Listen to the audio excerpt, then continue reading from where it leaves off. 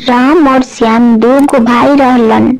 राम बड़ा भाई रहलन और श्याम छोटा भाई रहलन। उनकर छोटा भाई श्याम कॉलेज में पढ़ाई ही करत रहलन।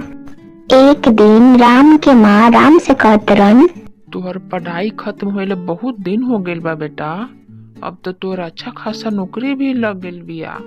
अब तो तोर शादी कर लेवे के चाही। अरे माई, बहू तो हम ले आए, फिर बहू के खर्चा कैसे मैनेज हुई? रोनी के तो पता बाड़ी न कि घर में हम अकेले कमाए वाला बानी और खाए वाला सब कोई। उहे में एक औरो मेंबर के लिए आए तो कैसे काम चली माई? ऐसे काहे ला कहते रह? आज नहीं तो कल तोहरा तो शादी करे ही के पड़ी। ऐसे कम सैलरियो ना बा तोहार। भगवान के देले से हमनी घर में सब कुछ बा, कौनो चीज के कमी नहीं खे। ऐसे ही तू सैलरी बढ़े के इंतजार में रहबू न तो बूढ़ा हो जाइब। आज कितना अच्छा रिश्ता मिलतरन, कल रिश्ता मिलीहन कि ना मिलीहन ई कोई जानता?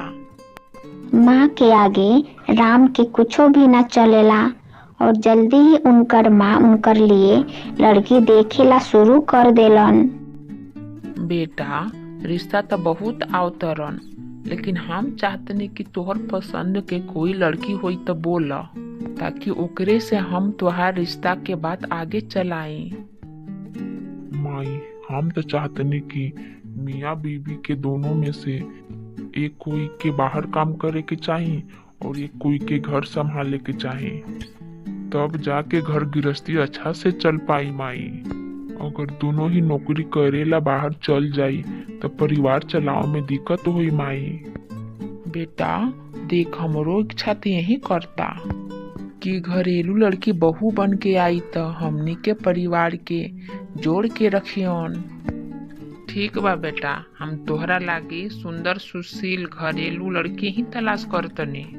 अपन बेटा के पसंद पूछला के बाद सरला एक अच्छी लड़की तलाश करे लगलन, जो सुंदर और सुशील भी हुई। बहुत ही जल्दी एगो मीरा नाम के लड़की पसंद आ जालन। उनकर माँ दोनों के शादी बहुत जल्दी करवा देलन।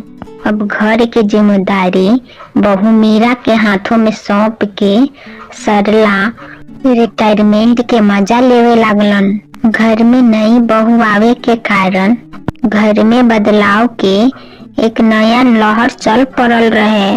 नई बहू आवे के कारण घर के छोटे बड़े सभी चीजों में बदलाव होवेला शुरू हो गए रहलन।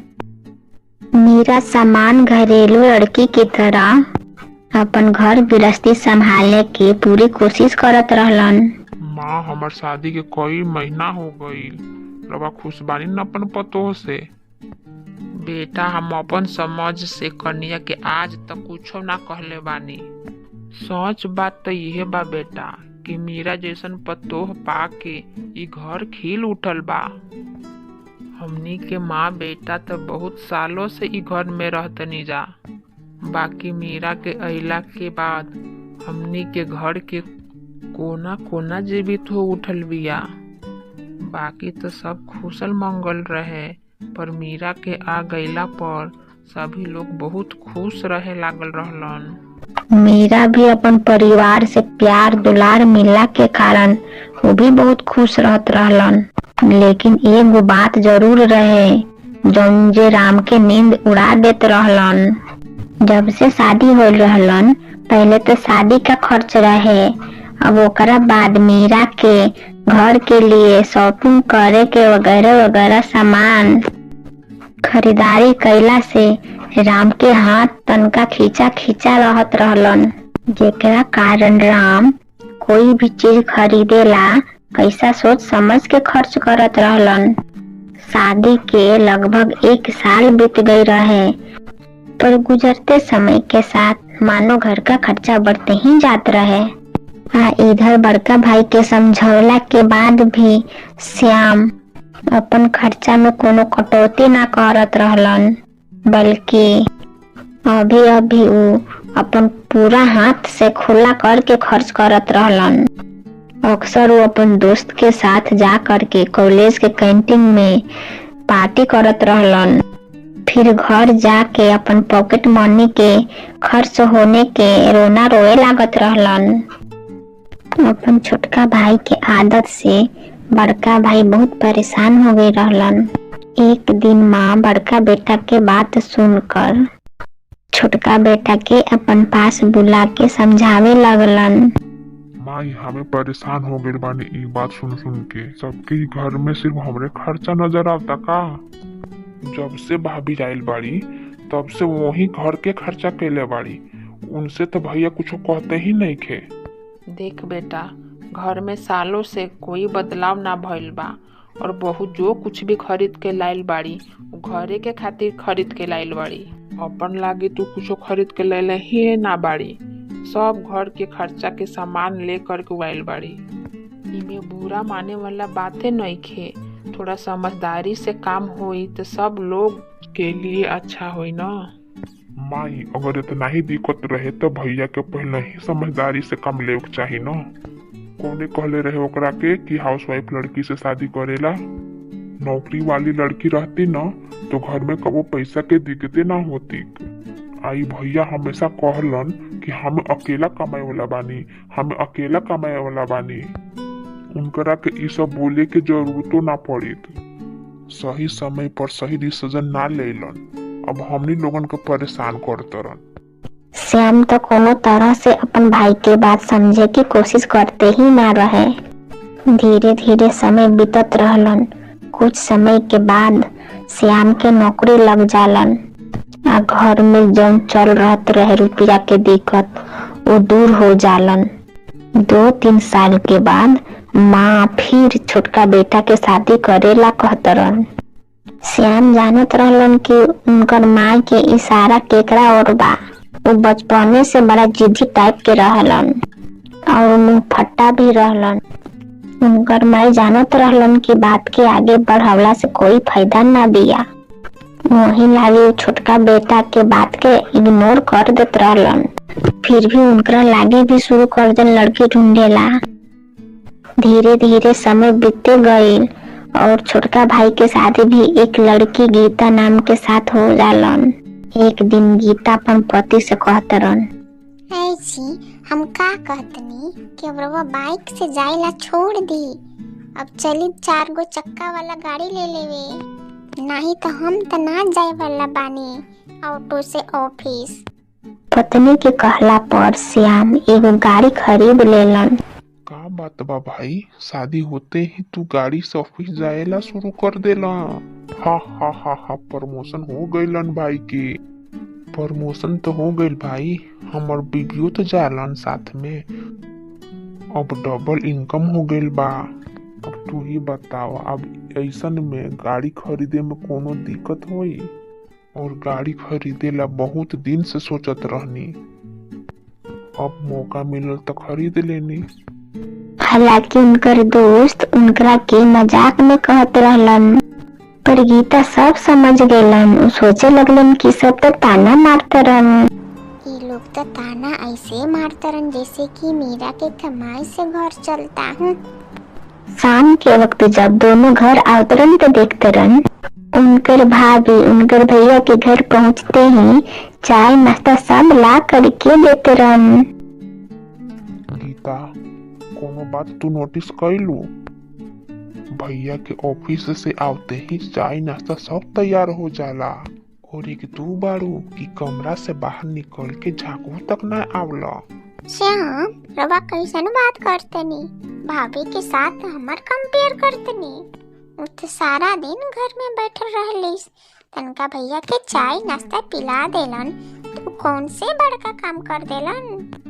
और हमरा अभी ऑफिस से अइला 10 मिनट होत बारन। जैसे रउआ थक जालिस वैसे ही हमू थक जाने। ई हमरा से उम्मीद मत रखिया कि रउआ ऑफिस से आयम और हमें हाथ में चाय नाश्ता लेके खड़ा रहम। सच बताओ तनी, हमर तो बिस्तर से उठेला मने न करता। हमर ना, हमनी दोनों के ना उठे के मन करता। तोहरो के हमारा साथ चले के होई किचन में खाना बनावेला। फिर समय से सोए के भी होई, तब जाके सुबह ऑफिस खातिर जल्दी उठ पैबू। ठीक बा हमनी दोनों जा मिलके कर लेवल जाई, चिंता मत करी रउआ। कुछ देर बाद दोनों जाके किचन में खाना बनावे लगते रहन। देखा तनी ना माँ जी, अभी कुछ दिन भइल बिया इनकर शादी के, दोनों में कितना प्यार बिया। दोनों पति पत्नी एक दूसरे के कितना हेल्प करत रहन। अभी चाय बना के पियवलन, फिर जाके खाना बनावे में भी हाथ बटावते रहन। एक रउआ के बड़का बेटा बाड़न जो ऑफिस से अइला के बाद सोफा से चिपकल रहलन। उस टाइम आंधी तूफान भी आ जइहन तबो सोफा से चिपकले रहियन। अरे बेटा, ई प्यार नाही मजबूरी होइहन। छोटकी बहू नौकरी करेलिस और पति पत्नी दोनों नौकरी करीहन तो घरों के काम में तो दोनों हाथ बटावे के पड़ी ना। ओकरा की राम जैसन सोफा में बैठे बैठे थोड़ी ना खाना मिलत रहियन। भाभी और माँ के बात दोनों किचन से सुनत रहलन। श्याम किचन से माँ भाभी के बात सुनत रहलन, लेकिन कुछ ना कहलन। ओकर मन में जरूर कुछ चलत रहलन। अब अगले दिन ऑफिस में श्याम भाई, क्या बात है? आजकल तू बड़ा ठक्कर हारे लगता रह। तबीयत कुछ ठीक ठाक नहीं की बका? का बताई दोस्त, तबीयत तो कुछ ठीक ठाक बा, पर थकान उतरते नहीं खे। सुबह उठने तो पहले जाके किचन में बीबी के हेल्प करने, फिर ऑफिस आवने, घर जाकर फिर बाकी के काम में भी ओकरा हाथ बटावने। अगर तोहरा से ना होला तो सब काहे ना भाभी से कह देलू। बचपन से तो तू एक गिलास पानी ना उठौले रहला, अब भाभी के आवते ही तू काम में लग गईलू। ई घर गृहस्थी के काम सबके बस के बात नहीं खे बा भाई, बुरा मत मनिह। माना कि हमनी के बीबी नौकरी ना करत रस, लेकिन घर में सुकून त बा। और हम तो राजा बाबू बन के बैठल रहले घर जाके, और हमार बीबी चाय नाश्ता खाना सब दे करके जालिस। ऑफिस में तो 8 घंटा के थकान बा भाई, अब घर जा कर के सुकून तो मिली ना।